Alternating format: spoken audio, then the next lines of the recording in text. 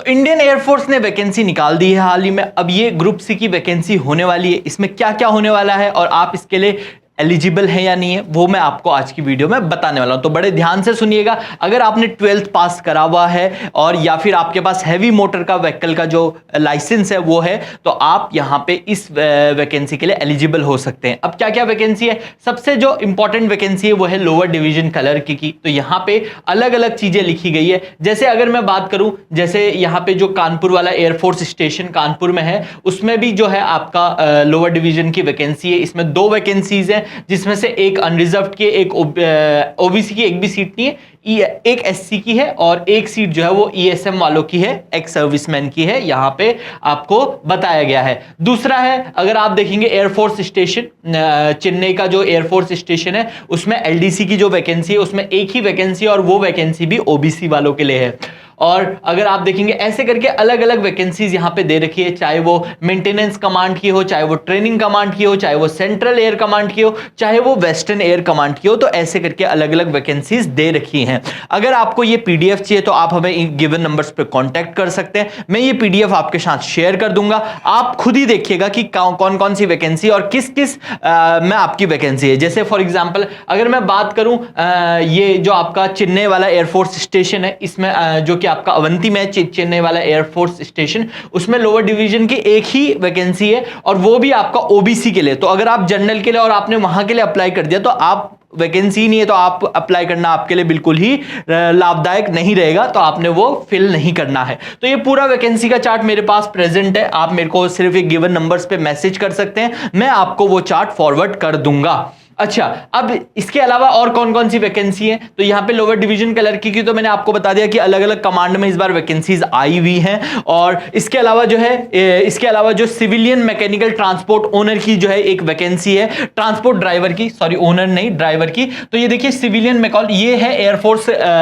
Commanding air force station जो कि अर्जन सिंह वाला है, जो कि आपका कहां पे है, वेस्ट बंगाल में है। ये आपका वैकेंसी आ रखी है जो कि एक ही वैकेंसी है और वो भी ओबीसी वालों के लिए जो है वो वैकेंसी होने वाली है। अगर आप ओबीसी कैटेगरी से हैं और आपके पास जो है हैवी व्हीकल का जो लाइसेंस है वो है और 2 साल का एक्सपीरियंस है, तो आप इस वैकेंसी के लिए एप्लीकेबल हैं, रहने वाले हैं। और इसके अलावा हिंदी टाइपिस्ट की वैकेंसी आई है, जो भी आपकी एक वैकेंसी है, हिंदी टाइपिस्ट हो गया, लोअर डिवीजन क्लर्क हो गया, ये अलग अलग वैकेंसीज आ रखी है अलग अलग जगह के लिए, ठीक है। तो यहां पे अगर आप देखेंगे तो टोटल नंबर ऑफ वैकेंसीज अगर यहां देखेंगे तो आपका इंडिपेंडेंट यूनिट्स में 7 हैं और सदर्न वेस्टर्न कमांड में 5 हैं और ऐसे करके कंबाइंड ये अलग अलग वैकेंसीज हैं। मैंने आपको पहले ही बता दिया। अगर आपको ये पीडीएफ चाहिए तो आप मेरे को गिवन नंबर्स पे कांटेक्ट कर सकते हैं। सबसे ज्यादा वैकेंसीज मेरे को जो दिख रही हैं वो है आपके मेंटेनेंस कमांड में। इंडियन एयरफोर्स का जो मेंटेनेंस कमांड है वहां पे 14 वैकेंसीज है और उसमें भी जो सबसे ज्यादा वैकेंसीज अगर मैं देख पा रहा हूं तो वो देख पा रहा हूं यहां पे लोअर डिवीजन क्लर्क की है,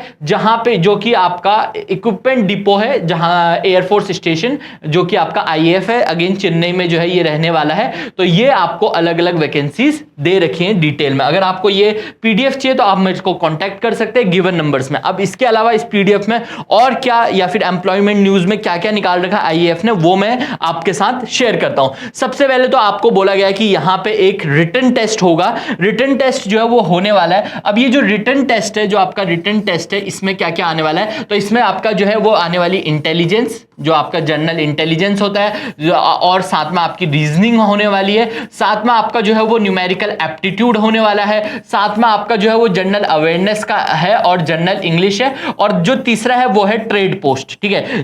ट्रेड एजुकेशन, जो भी आपका ट्रेड है, जैसे मान लीजिए आपका ट्रेड व्हीकल्स का है तो उसके रिलेटेड जो है यहां से आपसे पूछा जाने वाला है, यहां पे साफ साफ बताया गया है। The question come answer will be English और हिंदी। पेपर 2 भाषाओं में होगा, इंग्लिश और हिंदी दोनों में ही आपका जो है पेपर आएगा, ये यहां पे क्लियरली लिखा गया है, ठीक है। उसके बाद लिखा है the requisite number of candidate will be shortlisted and called for skill physical. और जो लोग जो है वो पेपर निकाल लेते हैं उसके बाद स्किल का टेस्ट होगा और या फिर आप फिजिकल का टेस्ट होगा। जैसे मान लीजिए फिजिकल का टेस्ट यहाँ पे सिर्फ क्वालिफाइंग है, ठीक है। आर्मी के जितना डिफिकल्ट यहाँ पे आपका फिजिकल नहीं होने वाला है, सिर्फ आपको उसमें क्वालिफाई करना है, उसके कोई अलग से मार्क्स नहीं जुड़ेंगे। और फाइनल मेरिट के बाद आपको जो है वो बुलाया जाएगा।